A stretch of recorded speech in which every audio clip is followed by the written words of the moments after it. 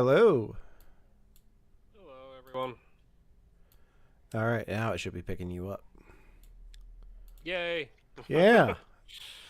It's not going to make a very good podcast if it's just me talking. Yeah, I'm sure you could fill an hour. I'm I sure. mean, it will look good with me just talking and you just being there like, uh-huh. Yeah. But, Uh, yeah. We'll get into why it's just the two of us here in a second. But, yeah, it's gonna be a good one.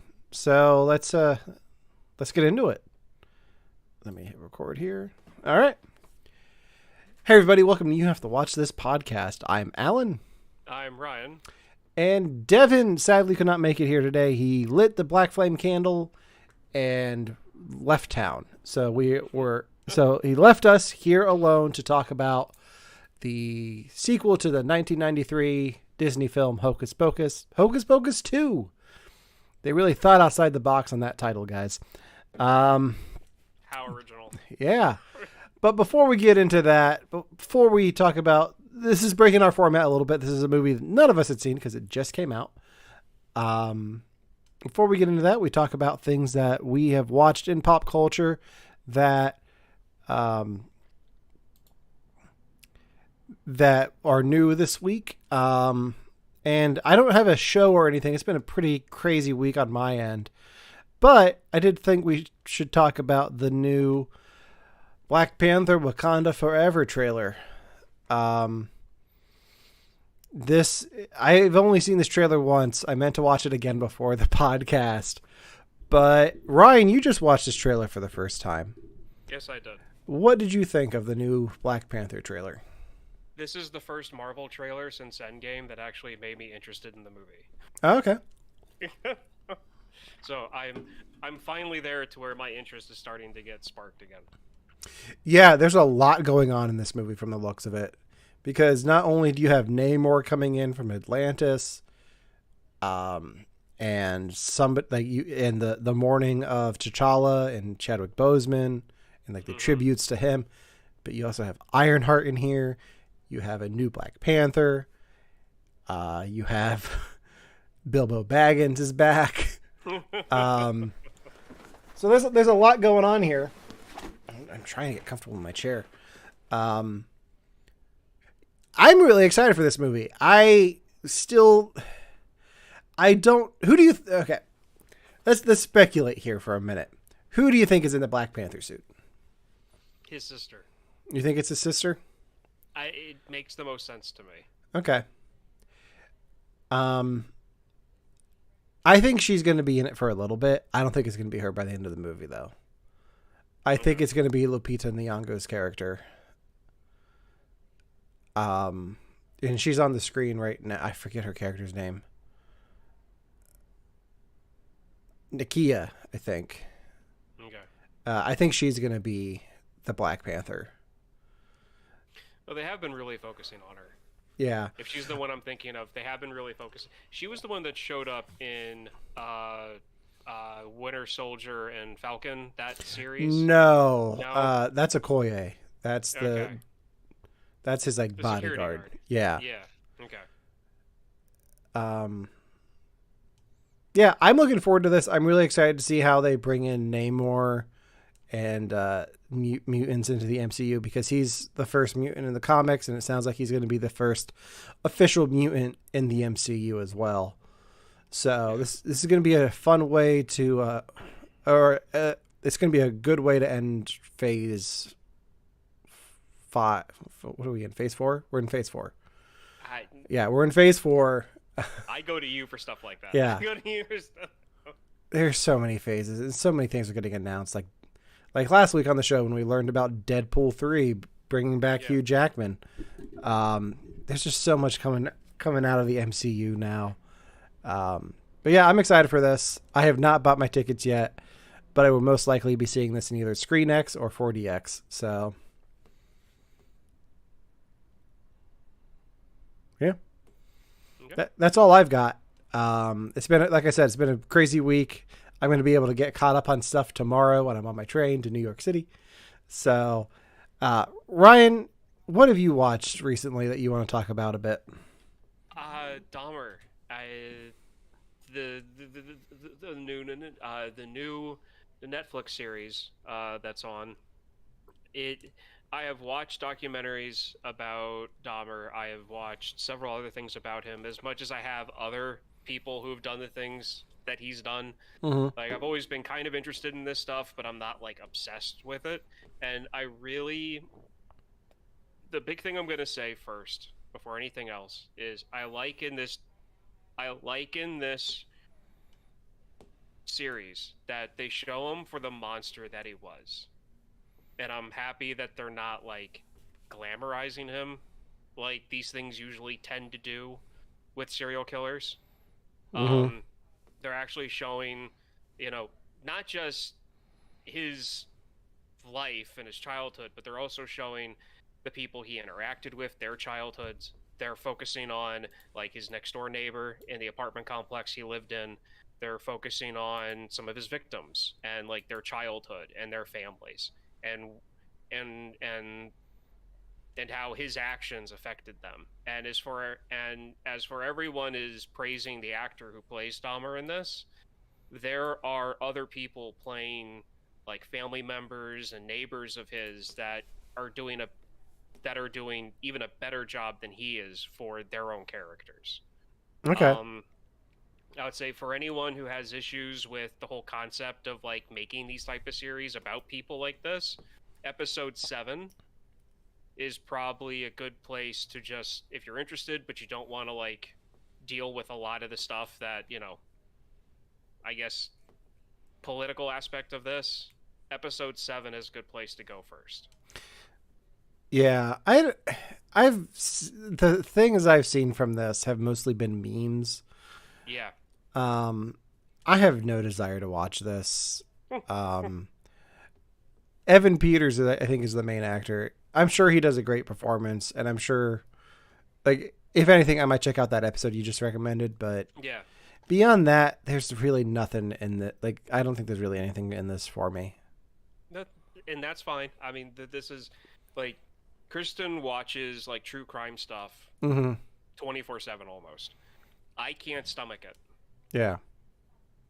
Because and it's weird. Like I can't stomach the actual documentaries about actual true crime because it gets to me.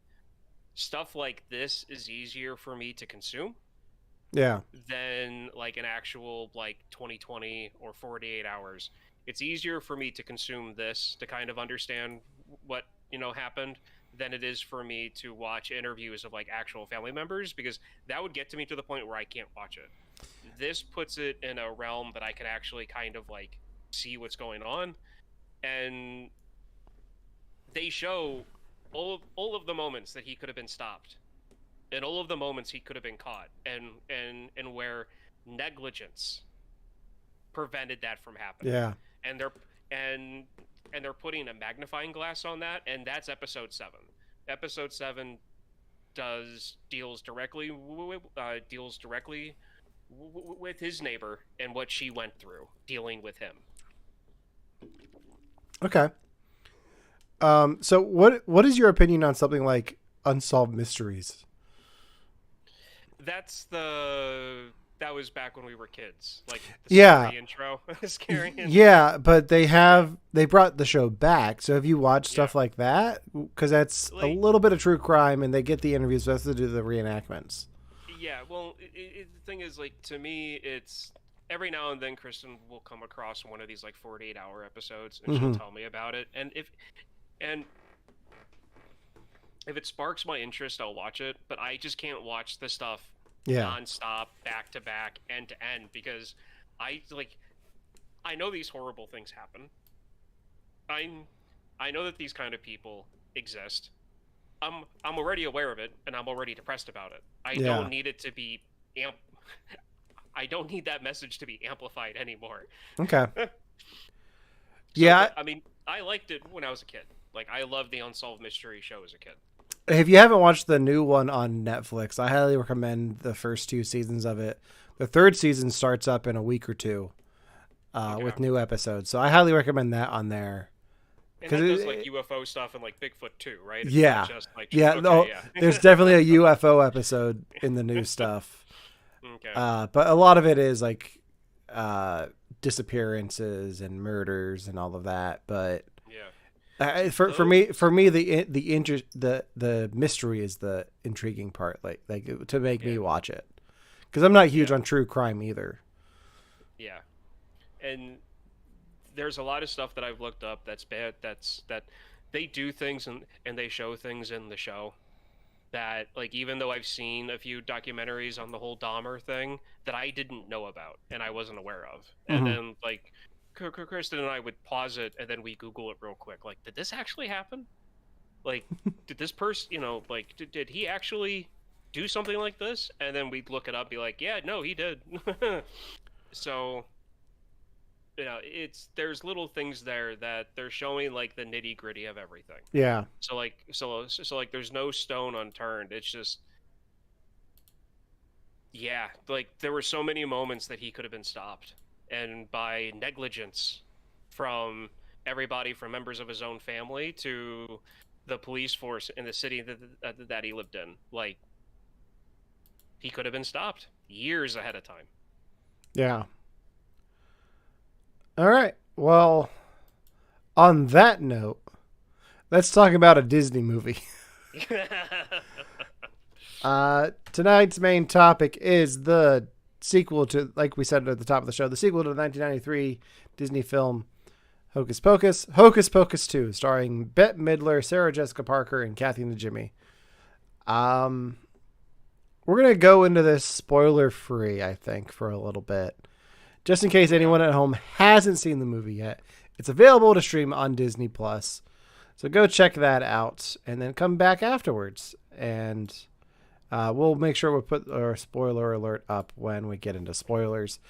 But Ryan, you and I saw each other earlier in the day, and you said something a little bit ominous that I let go because I was saving it for tonight. What did you think in general about Hocus Pocus 2? It's not for me. Okay. That is fair. Did you enjoy it, even though it's not for you? Because it could be not for you, and you could still find it enjoyable. There were moments that in this that are enjoyable. There are performances in this that are enjoyable. There are other moments in this movie that completely just, like, I go into movies as open-minded as possible. It takes a lot for me. A movie has to do a lot to get me out of it, because I already go into every movie going, okay, this is fictional storytelling. The director, producers can do whatever they want. It's fine. But there are certain things that this movie does that I just can't, like, not notice, and makes my teeth grind. Okay. Yeah, I mean, that's fair. Yeah, I overall, I enjoyed this film. Is it perfect? No. Is it everything I wanted from this sequel to be? No. Is it everything I expected it to be? Yeah. That's telling. I think that where the film is strongest is in the performances of the Sanderson sisters. I think all three actresses bring their A game to this, and the chemistry between the three of them is still there, and it works. And I think that's the strongest asset of the film, outside of Billy Butcher, or outside of, I want to say Billy Butcherson. Yes. I keep getting him confused with the boys, Billy Butcher. Doug Jones returns in this, and I think Doug Jones is great in anything he's in. So, I think where this film, where I struggle to enjoy this film, parts of it, the first Hocus Pocus, it leans really into the, like, it doesn't really lean, but it leans more into, like, the occult, like the darkness of the black flame candle and a virgin having to light it. And, like, it doesn't take itself too It doesn't make it seem silly. Yeah. This one, they kind of make it seem silly, and it doesn't work as well for me because when you're cracking jokes like "What's a virgin?" Like it's like I think they make the same joke in the first one, but it doesn't feel as forced there. And here, it just felt forced. Yeah. I the in in the first one, the little sister, Mm-hmm. like, she makes a comment to let you know that she knows what it means without her actually admitting that. Yeah. Which the original the original one was good at balancing between like a kids movie with a mature storyline going through it. Yeah. This one was just a kids movie based on a 20-year-old movie, Exactly. or a 30-year-old movie at this point, actually. Don't say that. Yeah, and I think that's absolutely correct. But I also think that part of me wonders what Bette Midler, Kathy Lee Jimmy, and Sarah Jessica Parker think everyone liked the movie for.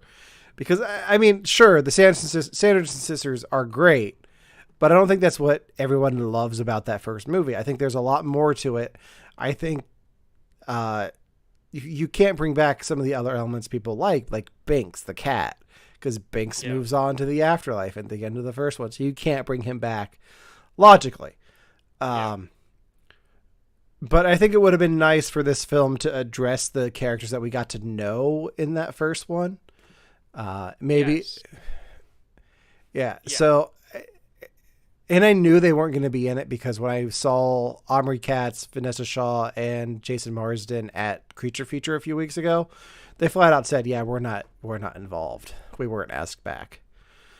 And I think that's a missed opportunity. I think they could have definitely at least made cameo appearances in this. But yeah, there's Kristen's been really on a warpath about this. I'm going to admit she hates it a lot more than I do. Okay. Like, with a passion. In fact, actually, I should say that, like, my wife and I are huge fans of the first one. In fact, I asked her, I was like, "Is there anything witchy that I could wear for, like, the show tonight?" And she was like, "Well, I have a sweater." And I was like, "Yeah, sure, I'll wear it." And then she told me that I had to say that I was wearing my wife's sweater. But it's the Sanderson Sisters and Binks, and I put a spell on you. Yeah. Like, I love the first one. But there's been a lot of stuff that she's been looking up about the director and the producer, and answers they've given in interviews about this, and even interviews with other, like the little sister from the first one. Yeah. She was approached for a role in this one, and she was going to be like a main character. She was going to be a teacher at the high school. She was going to be a teacher at the high school, but like they had 3 different storylines lined up with her, but by the time they got around to scheduling filming, she was already committed to a different project. So they had to go a different route. And the director said in an interview that, and this is his words, he said that he's been seeing a lot of people saying that these people should have, that like characters X, Y, or Z should have at least been in the background of a scene or done a cameo. But at the same time, are these people really going to be satisfied with that? No. Yeah. So it's either these people are given like front seat roles in the film, or they're not in it at all. Like that was his mindset going into this. And I have a feeling if the thing with the actors who played the little sister would have worked out, I have a feeling we would have seen a lot more cameos of older characters coming back. But the fact that they couldn't get her for it, I think that's what they were like, okay, well, if we can't get her for it, then we're just gonna new people. Yeah, and we'll get into this in spoilers, but I feel like there's still potential to see them in the future in other things. And I'll get into more detail with that after we get into spoilers. Out of the new characters, though, I didn't hate the new kids in this. I think their story made a lot of sense for the story they were telling here. The first film is a lot about the love between brothers and sisters. This one is more about just the love between sisters and whether they be related or just friends. Like it's about that connection between those three girls and how there's been a strain between the two of them and the mayor's daughter. And I think that the film does a good job of addressing that story. And I think I enjoyed that story. Would I prefer to see Max Dennison again? Sure. But I like the story that they told here. I don't think I think it worked well with the story they were telling with the Sanderson sisters as well. Yeah. And they did a good parallel between between the two groups. Yeah. None of my complaints have to do with none of my complaints have to do with their characters. None of my complaints really have anything to do with the Sanderson sisters. So, I mean, to me, that was really the two strongest storylines, was with the Sanderson sisters and with the group of friends. Even when you throw in the mayor and the dad, which that was borderline ridiculous, to be honest. So, from you talking about Thora Birch being approached and having to back out, I feel like a lot of his stuff took up her time that they had to fill. And God bless Tony Hale. Don't know if it worked in this movie. I think it would have worked better for me if there was because they tease a supernatural element to his character in the present, and then it doesn't go anywhere. So I was like, oh well, that's a missed opportunity. I think that would have been a lot better. You're gonna have to explain that one to me, because I think I missed something there. Yeah. Do we just want to get into spoilers? I think at this point we should. Yeah. I mean, all right. I mean, my overall non-spoiler thing is, if your kids want to see it, great. And you're not gonna absolutely hate it. And if your kids like it, it's great. You can show them the first one after you watch the second one. Like, it's not horrible to watch. It's just I'm glad you brought up showing kids the first one and then the second one, because I have a story to tell. My sister showed my niece the first one again. She had seen it before, but she showed her the first one before the second one. So I was aware they were watching it around the same time we were. Yeah. So I messaged my sister, "What'd you think?" She's like, "I liked it. I like that new song too." I was like, "The new song?" Like, "Yeah, the one they sing at the end. The Elton John song." She's like, "That's an Elton John song?" I was like, yes, it is. And I sent her the bitches back. Yeah. And she's like, "I had no idea." Yeah. So that made me chuckle. Yeah. So yeah, the mayor thing. So the film opens in old-timey Salem, 400 years ago, I think it is.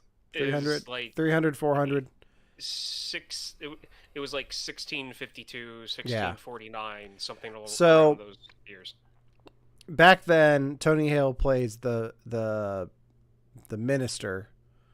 Yeah. And then they show him again in the future playing his descendant. I really expected them to just have him be the same character and be like a vampire or something. Oh, I didn't even see. I just saw him as being a descendant. Like, that's seriously it. Seriously. Because the one thing about this film is it doesn't have a villain. It does what Disney's been doing recently and makes you sympathize with the evil characters, the villains. So, like, I wouldn't even say the Sanderson sisters are the villains of this, because they're the main characters. Like, it's two adjacent stories. And you have several setups of potential villains for this, whether it be the mayor or the shop clerk who builds the black flame candles, or uh, I'm blanking on her name, Rebecca from Ted Lasso. Oh, gotcha. Her character from the beginning. Yeah. You have 3 setups of characters that could be villains in this, and you don't touch any of them. You just decide to make the Sanderson sisters the villains, but sympathetic villains. And I think that's fine, but I'm just getting so tired of the sympathetic villain from Disney. Well, me, it's not even getting tired of the sympathetic, villain from Disney. To me, they're caricatures. They are they are a hollowed out candy shell of the characters they were in the first one. And reason being is that in the first movie, they open up with them eating the soul of Binks's sister. You literally see that on screen. It happens. And they show her there slumped over in her chair. They show her dead. Like, flat out, Disney did that in 1993. There is a dead little sister on screen. And then they show them getting hanged. And they kind of showed that in like a flashback in the second one, but they cut away from a lot of that. And that's where this movie to me loses, as I feel as a kid or a kid watching this. The opening of the first one gives it stakes. Like, these witches don't just talk about, eating kids. They do. And you've seen that. And so there's stakes and there's real terror and there's real, fear there for the characters. In this, they're relying on that in the first one to hopefully make you feel the same way. And personally, all of that goes out the window as soon as they start doing their little dance routine when they pop out of the ground. I have mixed feelings on that, because yes, them singing and dancing to the witch's back when they first arrive is jarring, but then they use it as a jump scare. Like, why are they singing? Who are they singing for? For you. And like, I like that. Like, I like that that's how they're teasing these teenagers.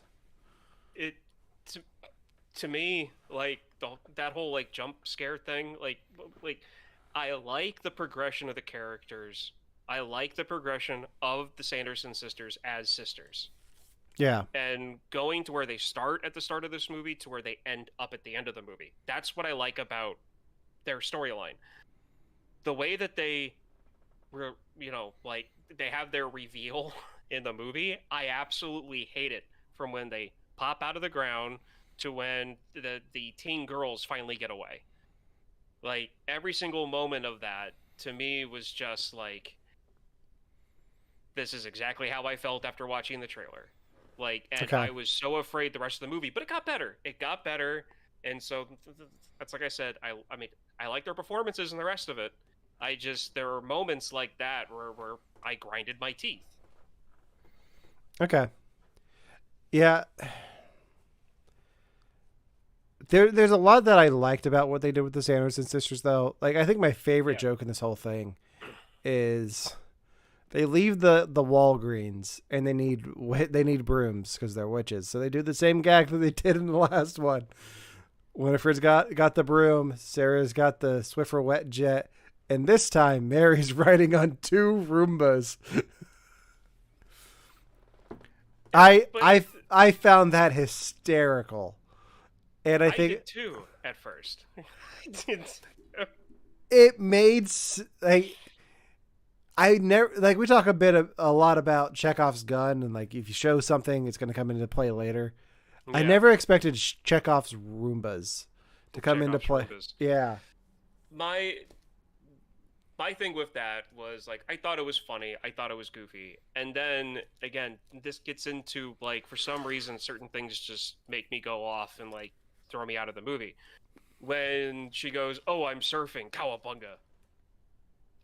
When she made that comment, I just, again, eye roll, and I'm just like, oh my God, I understand.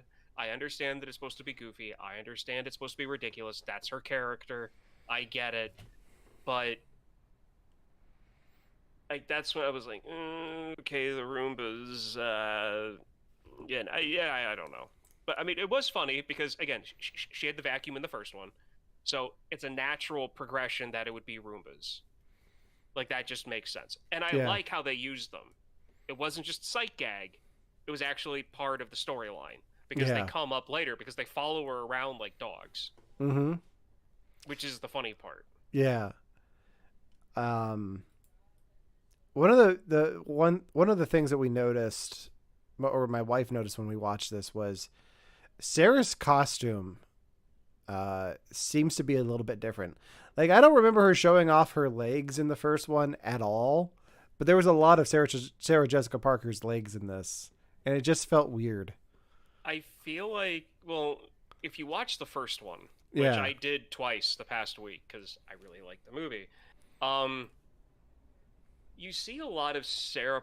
You see a lot of her chest in the first one. Yeah. A lot. In different camera angles. Mm-hmm. A lot. Like, they were like, hey, let's make this kid movie and give something to the part of the audience that likes this type of stuff. And they did that. They didn't do that a lot in this one. So instead No, of because this showing is off for the Disney chest, Plus. yeah. So instead of doing the chest, they did the legs.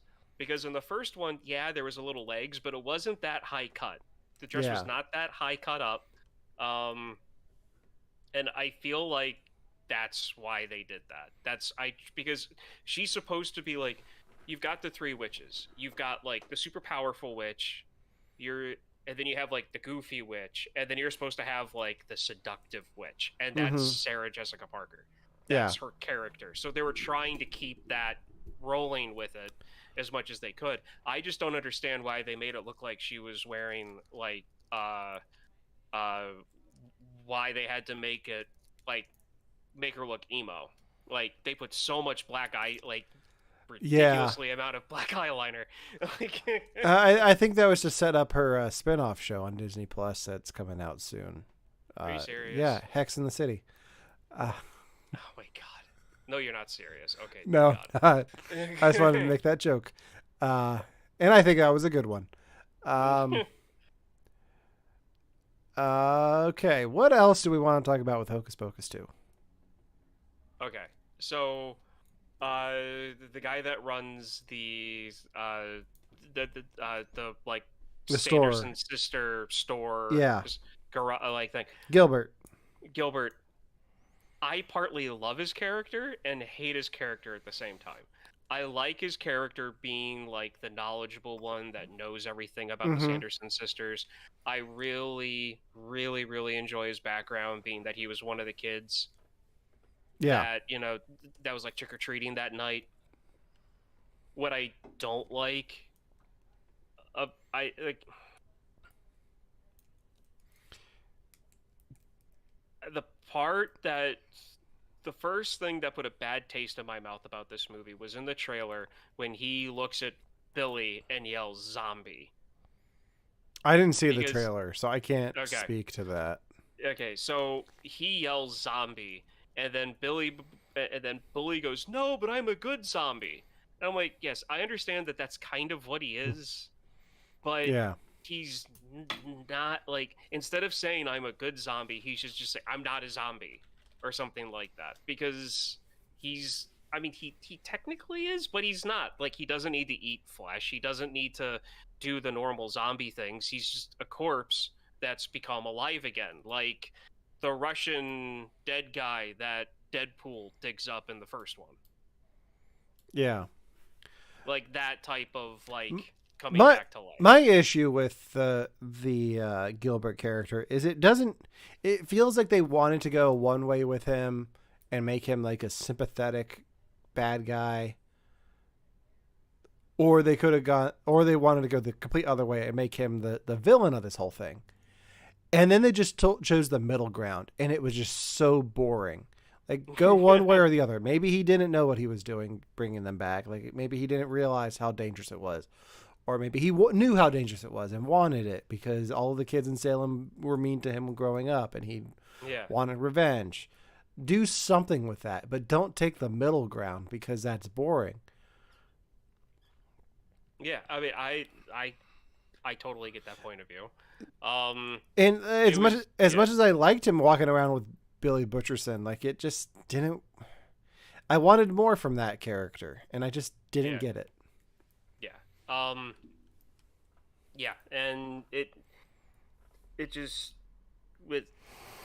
with him and tricking. So the reason why the witches come back is that he gives a remade black flame candle to the like lead teenage girl character in this movie, and it's her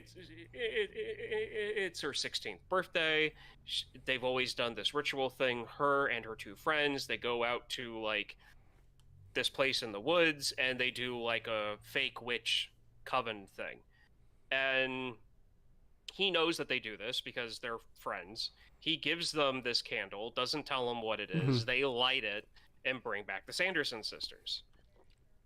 And they're mad at him when they run back, and he's like, "Oh, good," and like admitting to what he did.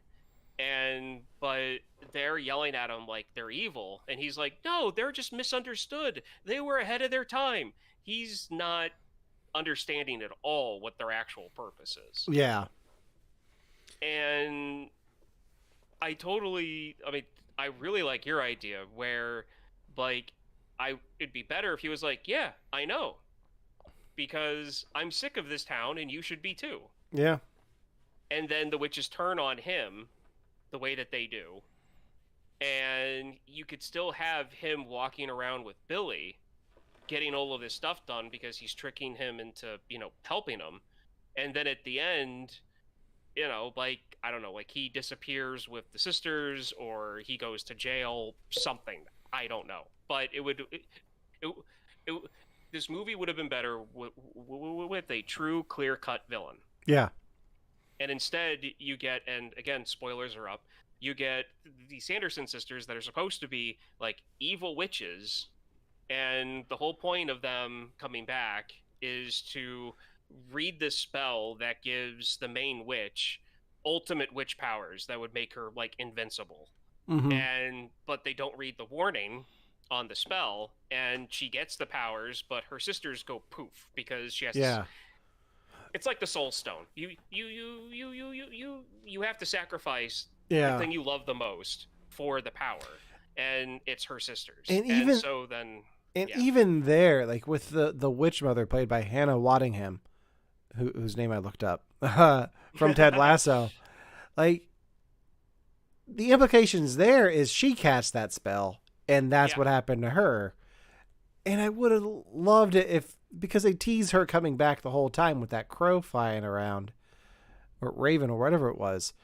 Like, it would have been great for her to show up in that final moment and like show her like what the cost was. Like if that would have been the reveal Yeah. to Winifred, but instead of just making the kids do it. But I don't know. I feel like some of the issues like that I have with this movie are being left to deal with in the third film, because the post-credit scene for this sets up a third film. Yeah, no, and so here's my main crux. Here's my main thing that I hate about this movie. Yeah. They do their musical number. I don't care that it's a different song. It can be a different song. That she gets the people who are at the Salem the Salem Halloween Festival to go out and find the mayor for her.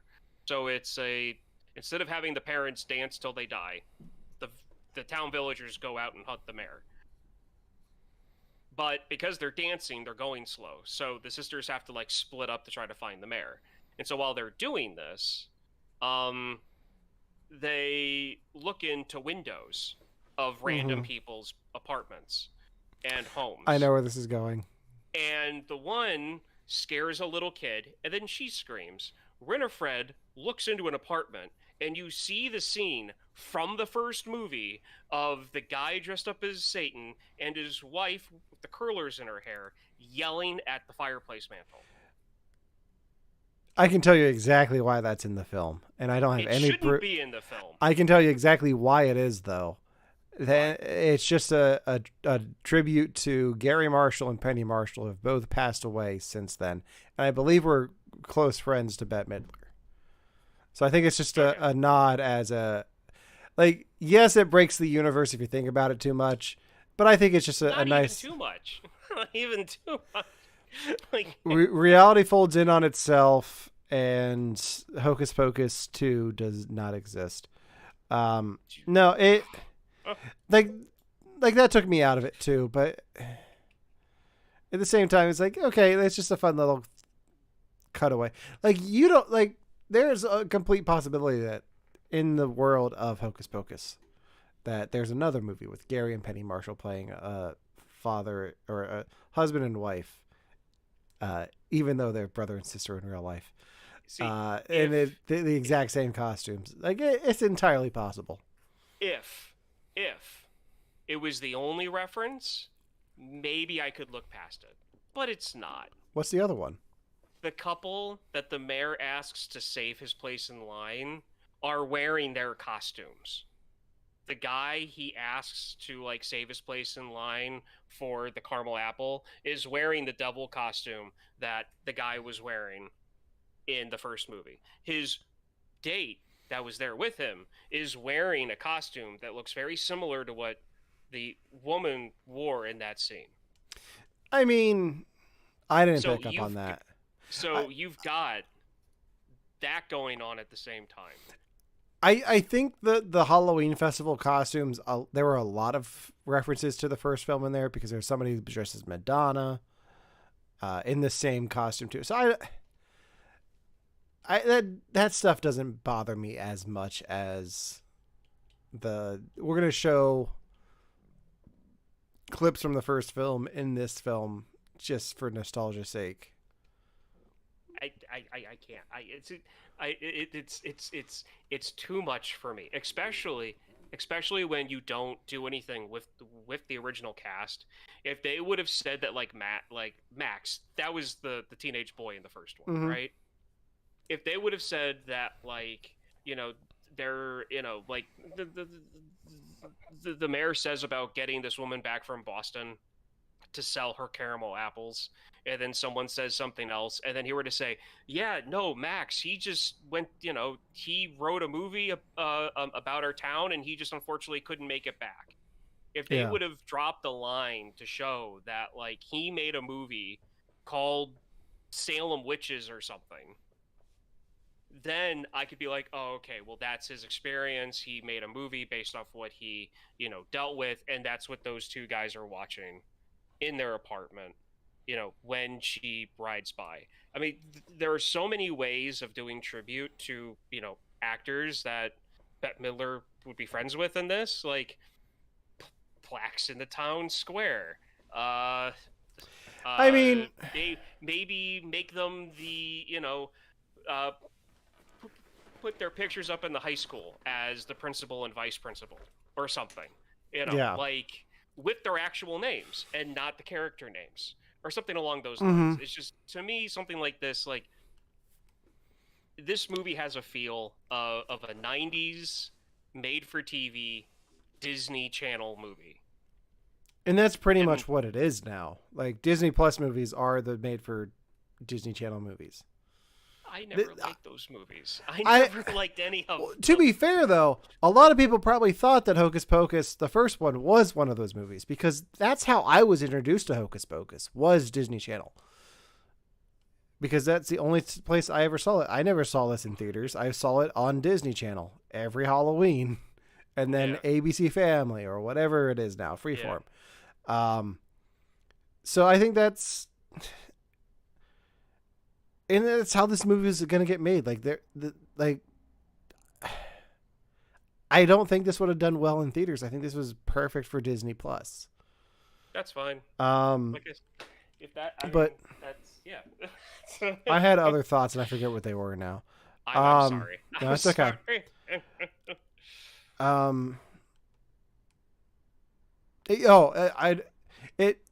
I will agree, though, that the scene from the first film does feel a little bit Spaceballsy.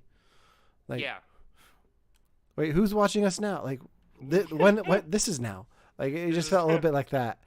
yeah. Um, so just looking over the the trivia for the uh, film on IMDb, there's a story here that my mom told me.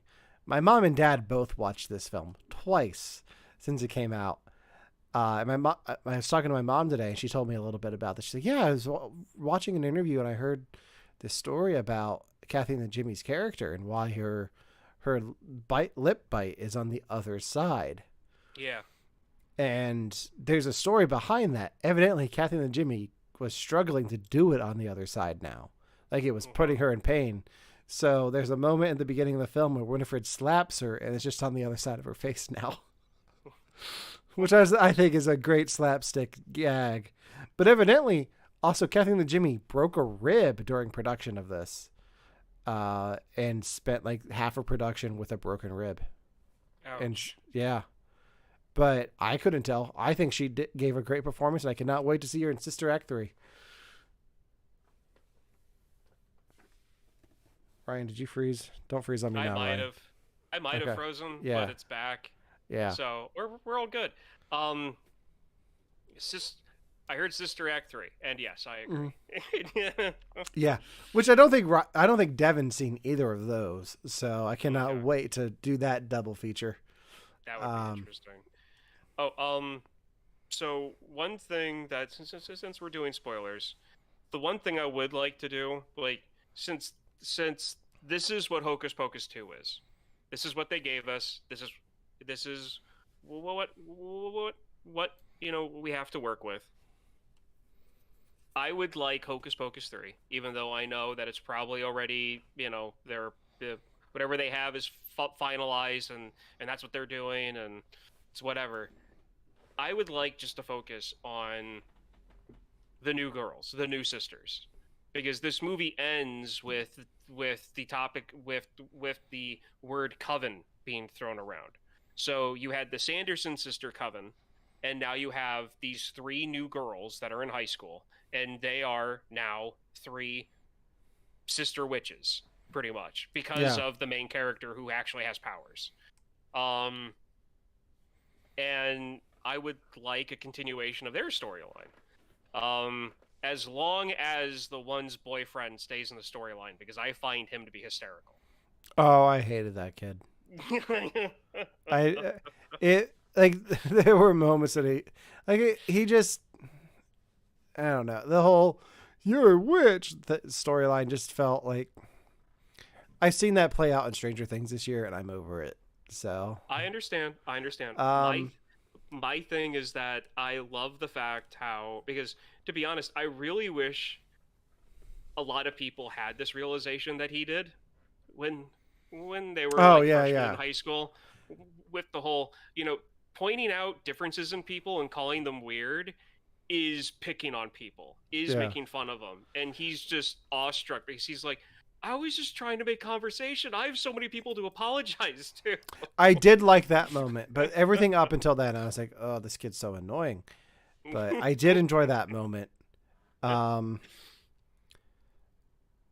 one thing I do want to, just looking over the trivia here, in the original film, after Max drinks the life potion to save Danny, Winifred looks at him and says, "What a fool to give up thy life for thy sisters."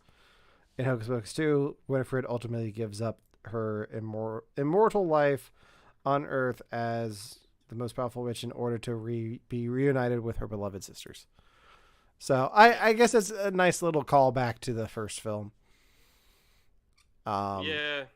I think the third film is going to, if I had to guess, the third film is probably going to be Hannah Waddingham's character coming back and trying to take over Salem, and the girls and Rupert have to bring back the Sandersons to stop her. And I think you can bring in the original cast to help with that as well. I really hope, just for my own nerves, I really hope that one of the kids that come back is a producer, and they say that he made a movie, and then that's where they can write off that scene from. Because I get it, it's touching. If they were friends with Bette Midler has pull. She's like a god. I get it. If she wants something like that, they're gonna do it. It's fine. I just really want it to be connected, like to make sense somehow. Yeah. That's all. So, So usually we talk about this stuff at the top of the show, but I wanted to bring it to the attention because we're talking about a sequel to a thing that ended a long time ago and probably weren't going to get a sequel to it, but we're getting one. So I've got two more things that were announced today that are getting sequels. And one of them I'm very excited about. One of them I am not. And Ryan, we're going to play a game where you have to guess which one is which. okay. All right. The first one is a sequel to the Rob Schneider film, The Animal, being directed by Rob Schneider, starring Rob Schneider. Okay, what's the other one? The other one is Frasier was just picked up by Paramount Plus for a new season. Okay, so this is tough. This is really tough because my instinct says you love Frasier and would hate the animal one, but at the same time, it's like Frasier is good, and you really wouldn't want it to get messed up. You know, by having like it being picked up, you don't want to have it being risked being ruined. Yeah. But then at the same, and then Animal was just so ridiculous that having a sequel come out by the guy who starred in it might be the most amazing train wreck we've seen in years. Yeah. I'm just going with my gut instinct. You're good with Frasier. You don't want Animal to happen. Yes. When you tell me that there's more Frasier, I'm like, I'm listening. When you tell me there's more Animal starring Rob Schneider being directed by Rob Schneider, I'm like, no. Yeah. No. Just no. I would want a sequel to The Hot Chick before Animal. They did that. It's called Freaky. Have you seen Freaky? Yes, okay. I have, and I love Freaky. All right. Did we do that on the show? Great. No, we did not. Okay. Kristen had me watch it. Okay. But yeah, no, yeah. I absolutely love that one. I just thought with today talking about Hocus Pocus 2, those would be two good things to talk about. Before we wrap it up, we're going to try to do something different here at the end of each show and talk about some less than stellar reviews of the thing that we just talked about. So I've got in front of me a bunch of half-star reviews for half-star reviews for Hocus Pocus 2. So let's go through a few of these and see what we think. No talking cat, 0 out of 10. Seriously, the dude running the gift shop should have been turned into a cat. I want whatever youth potion Bette Miller is drinking. Definitive proof that the 90s was indeed the best decade. Really hate people saying that. Half star. I stopped watching after I saw them walk into a Walgreens. Half star. Hopeless focus. I'm trying to think what other ones.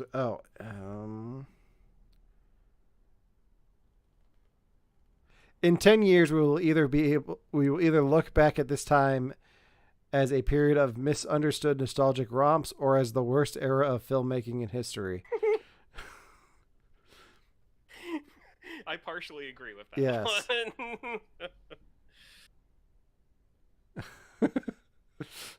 Peter Griffin once said, "What the hell? They let Sarah Jessica Parker on TV and she looks like a foot." Half star. If you enjoy good movies, I'd say stay clear of this one. If you're a fan of RuPaul's Drag Race season 7, 13, 14, All Stars 2, this film will make you feel mildly perplexed. Okay, speaking of, I love the Sanderson sister contest that they walk up on. Yes. And I love the one that I love Sarah Jessica Parker's interaction with hers. And I love Bette Midler's interaction with, and I recognize him or her, the drag queen that she interacts with. I recognize them from somewhere, and I don't know where, but I absolutely loved it. This is the last one I'll read. This felt like a high school play, but the seniors from the previous year came back to reprise their roles. Oh, man. Oh, that's so good. We need to start doing that every week. I'm leaving a comment, but I can't read it Okay. on this show. All right. I think that does it for Hocus Pocus 2. I didn't think we'd make it to a full hour just being the two of us talking about this. But I'm glad we did. Ryan, you're the pick next week, and you haven't decided what you're gonna have us watch yet. Well, it's gonna be between one of three. Okay. But I need to hear back from Devon. Because I'm kind of torn in between a childhood classic that I found out that he's never seen, that I really want to make him see, because I found out that he absolutely hates the concept of it, and I really want to show it to him. You know what? I say we just do that one. Okay, so next week we're going to be doing Chitty Chitty Bang Bang. Yeah.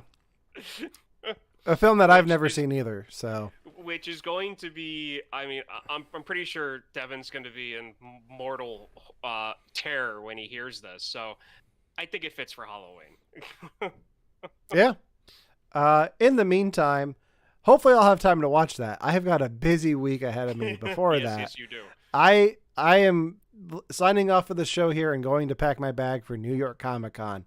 So when you see or hear me again, I will have stories to tell from New York. Hopefully all good ones. But yeah, it's going to be a good week. Last year I got to see Ghostbusters early. Maybe this year I'll get to see something else early. Who knows? Yeah. Definitely be reporting back on Werewolf by Night, the new Marvel short that drops this weekend on Disney Plus. So in the meantime, you can like us on Facebook, follow us on Instagram. If you want to see Comic-Con stuff, you can follow me on Instagram, acram, ACRAMM 4815. I'm usually tagged in all of our podcast stuff, so find me there. You can listen to our podcast on all major podcasting platforms. You can follow us on Twitch, subscribe to our YouTube, and Ryan, am I missing anything? I don't think so. Okay. I think that does it. For you have to watch this podcast. I'm Alan. I'm Ryan. And we will see you next week. Sisters!